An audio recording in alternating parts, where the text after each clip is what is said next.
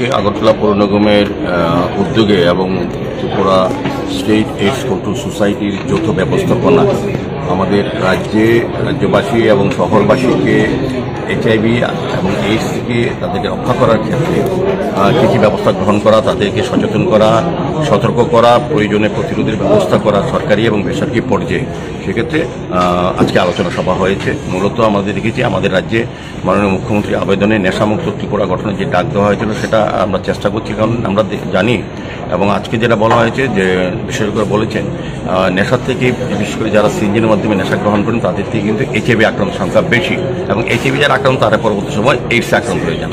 কাজে সার্বিকভাবে এই তিনটা বিষয়কে সামনে রেখে আলোচনা সভা হয়েছে। আমাদের রাজ্যের মাননীয় মুখ্যমন্ত্রী কিছুদিন আগে সারা রাজ্যবাসীর কাছে সমস্ত ব্যক্তির কাছে আবেদন রেখেছেন, যখনই বিশেষ করে জনপ্রতিনিধির কাছে আমাদের মুখ্যমন্ত্রী প্রফেসর ডক্টর মানিক সাহা মহোদয়, যে যখনই কোনো সভা আলোচনা সভা হোক, এটা গ্রামীণ সভা হোক আর পথসভা হোক বা জনসভা হোক, যাতে সমস্ত বিষয়বস্তুর সঙ্গে নেশা, এইচআইভি এবং এইডসের বিষয়টা থাকে, জনগণকে সচেতন করা, সতর্ক করা এবং প্রতিরোধের ব্যবস্থা গ্রহণ করা।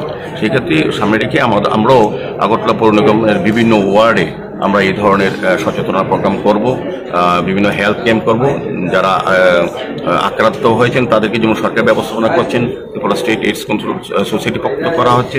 আর যারা আক্রান্ত হওয়ার সম্ভাবনা আছে আমরা মনে করি যে কী কী কারণে, সেগুলি মানুষকে তুলে ধরার জন্য সচেতন অ্যাওয়ারনেস প্রোগ্রাম করবো এবং হেলথ ক্যাম্প করবো। সমস্ত মানুষের স্বাস্থ্য পরীক্ষা করবো, তারা কেউ আক্রান্ত আছে, কারণ আমরা জানি না এইডস বা এইচআইভি কিছু কিছু লক্ষণ থাকে, কিন্তু সবাই আমরা হয়তো জানি না যে আমরা কারা কারা এইচআইভি আক্রান্ত হয়েছে। সেক্ষেত্রে হেলথ ক্যাম্পের জন্য আমরা চিকিৎসা করব এবং বিশেষ করে আমরা আবেদন রেখেছি যে ব্লাড ডোনেশন ক্যাম্পগুলি করার জন্য। যত বেশি ব্লাড ডোনেশন ক্যাম্প বা রক্তদান শিবির করা হবে, রক্ত শিবিরে যারা রক্ত দেন তাদের কিন্তু রক্তের পরীক্ষা কিন্তু পরবর্তী সময় করা হয়, সেক্ষেত্রে কিন্তু এইচআইভি আছে কিনা এটাও কিন্তু নির্ণয় করা হয়। সার্বিকভাবে এই ব্যবস্থাগুলি আজকের আমরা আলোচনা করব।